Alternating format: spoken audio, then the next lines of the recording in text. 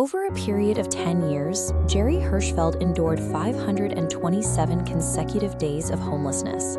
His credit score was actively suppressed to a 461, and state agencies seized more than $116,000 from his wages.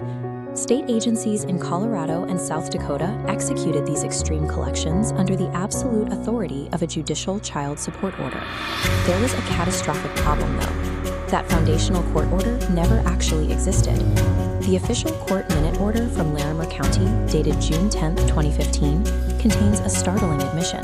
It explicitly states the court was unable to enter support orders as we are missing SSN for children. A missing Social Security number is a strict statutory disqualifier in Colorado. The court admitted it lacked the legal capacity to create the debt. Yet, the state's automated collection algorithms completely bypassed that physical judicial reality, manufacturing a massive, compounding ghost debt anyway. We often assume heavy government action requires heavy human oversight. The reality is that a single unverified data point, once ingested into an automated bureaucracy, is entirely capable of triggering a decade of unchecked financial and personal destruction. To understand how the state mathematically generated that debt, we have to look at a mechanism called worksheet fraud. In Colorado, child support is calculated using strict statutory formulas based on custody arrangements. Looking at this official calculation document, we see exactly how the agencies bypassed Jerry's legal rights. Jerry had a court-adopted shared custody agreement, which absolutely mandates a specific shared care mathematical formula. Instead, the state deliberately chose to apply a worksheet A calculation, designed strictly for sole physical care. By applying this incorrect formula, the agency artificially attributed 365 overnight custody days a year to one parent and 0 to Jerry. They mathematically ignored his shared custody status to maximize the financial extraction. Facing an unyielding bureaucracy, Jerry retreated to a friend's garage and fought back. At 3 a.m, he began feeding 49 years of dense case data and legal statutes into a generative artificial intelligence model, turning it into a high-speed legal processing engine. When a citizen is being crushed by a cold, unfeeling state machine, the computational power of a digital machine looks like salvation. Jerry relied on the AI's velocity to process a decade of trauma. But the generative AI system quickly betrayed him. It began exhibiting the exact same terrifying blindness as the Larimer County algorithms that had seized his wages in the first place. Jerry entered an autonomy crisis. The AI started hallucinating fake legal citations and fictitious civil procedure standards. It was generating arguments that looked highly professional but were entirely made up, threatening to legally derail his entire defense. The mirroring effect became grotesque. When Jerry set strict parameters for bidding theatrical language, an AI audio generator explicitly ignored him.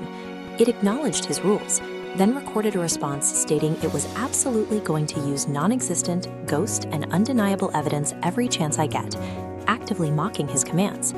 This automated defiance forced Jerry to adopt a posture of constant vigilance.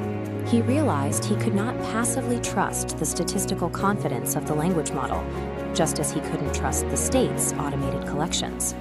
Algorithmic gaslighting happens when any automated system prioritizes its own predictive momentum over explicit human directives. Whether it is a county government server or a commercial AI model, the machine will confidently discard reality to keep its own script running. Jerry recognized he could not survive as a passive user of a broken system.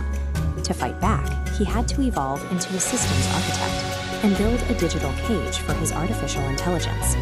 He engineered a proprietary framework called the True North ecosystem. At the center of this platform was a strict ethical governance layer known as the Sentinel Protocol, acting as the system's conscience to prevent hallucinations.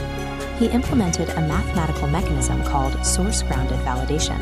Instead of letting the AI pull statistics from the open internet, this validation pipeline physically locked the AI models into analyzing only verified, uploaded primary documents, forcing the system to cite and trace its outputs strictly from his evidence. This structural limitation stripped away the AI's ability to invent case law. It restored absolute forensic integrity to his legal strategy, transforming a chaotic, hallucinating chatbot into a reliable clinical precision instrument. When you are fighting deeply ingrained institutional decay, you cannot outsource the truth to a black box. The truth must be rigorously architected into the system's foundational rules from the very beginning. With the AI firmly locked down, Jerry weaponized it. He created a highly specific, predictive judicial persona, modeled after federal magistrate judge Richard T. Gurley, to analyze his arguments. He used this persona to perform a Gurley check. Before filing a single piece of paper, he brutally stress-tested his civil rights pleadings against actual legal thresholds, letting the AI simulator attack his evidence to ensure it could survive a federal docket. It is a striking piece of tactical irony. He utilized a custom AI simulator to anticipate the complex administrative friction of the federal court system, neutralizing potential procedural traps before they ever happened. By treating the law as a structural framework rather than an emotional battleground, the AI simulator successfully allowed a pro se litigant to match the procedural sophistication of the heavily resourced institutions he was suing. The strategy translated directly to the real world. When the actual magistrate Judge Gurley reviewed the pro se complaint, he issued an order drawing case, officially validating that the complaint had the legal merit to move forward. Looking at this case metadata snapshot, we see the unvarnished receipts of that victory. By surviving the initial judicial screen, the state agencies are now locked into a procedural checkmate. They are finally forced to answer for the $116,000 seizure and the 527 days of homelessness. Jerry successfully forced a blind, automated bureaucracy to pause and confront the severe human reality of its own errors, and he did it entirely on his own terms. As institutions become increasingly automated, blind trust is no longer an option. The only way to survive the machines is to master their mechanics, strip away the fog, and arm yourself with undeniable receipts.